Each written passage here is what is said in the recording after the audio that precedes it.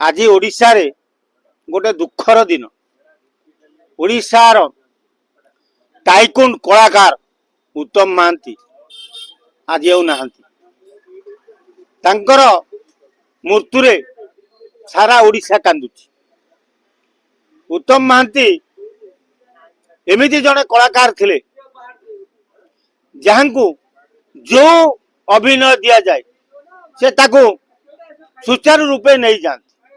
आ कलाकार जगत रे सबुठु एते प्रिय थिले छोटरू बड़ पर्यंत समस्तंकर सी उत्तम भाई बोली समस्ते डाकती। आ उत्तम महांती जेतेबेले सिनेमा शूटिंग हुए 5-7 कलाकार थांती। उत्तम महांती रोल सरिया पर अन्य पिला मानक रोल पड़थिबो उत्तम महांती किंतु अपेक्षा करती पिला मानक पई। जो पिलार तार अभिनय मने पड़ेनी उत्तम महांती को मने पकई दियंती। माने एमिन जने कलाकार थिले से 5टा अभिनेतांकर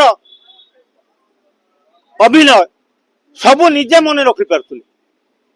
तेणु उत्तम महांती की हरई आज सारा ओडिशा कांदुची। उत्तम महांती सहित मोर 30-35 वर्षर संपर्क आज नुह। उत्तम महांती सहित मोर व्यक्तिगत संपर्क तांका परिवार सहित व्यक्तिगत संपर्क। उत्तम भाई मु आमर स्वर्गत आलय महांती सांबादिक आमे 3 जन सबु बेले गोटाए जगार बस्तुलु कैपिटल हॉस्पिटल। जदि हॉस्पिटल किए गोटे पिला मरीगला ताले उत्तम भाई पागला हो जाए। पाटी तुंड करी आलय भाई की कहे जल्दी आलय कौन चेष्टा कर काले बची जीव छुआटा। तेणु यही हृदयवान लोकटीए सी। तेणु सी एमती एत शीघ्र आम मान छाड़ी चली जीव बोली कहीं भी विश्वास कर नथिले। उत्तम भाई ठारू मु 2-4 थर 5 थर माड़ भी खाई। जदि भूल भाल कौन कौटी कही दिए सी मत हाथ उठे बाड़ी दियो। तेणु ये सहित मोर संपर्क।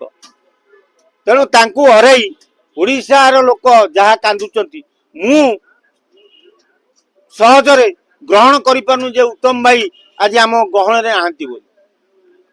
आज ये बड़े दिन रे उत्तम महांती को उद्देश्य बाबूसान को कोन आपण संतन मरो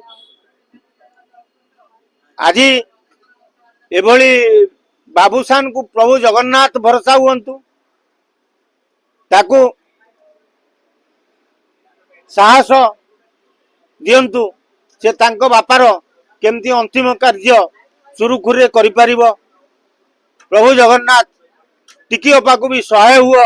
टिकियोपा जेमती आगामी दिन रे बाबूसान को नहीं ता संसार चलाई परिबो से भली ताकू साहस भरी दियो। ताठे मोर जगन्नाथ निकट एतिकी प्रार्थना।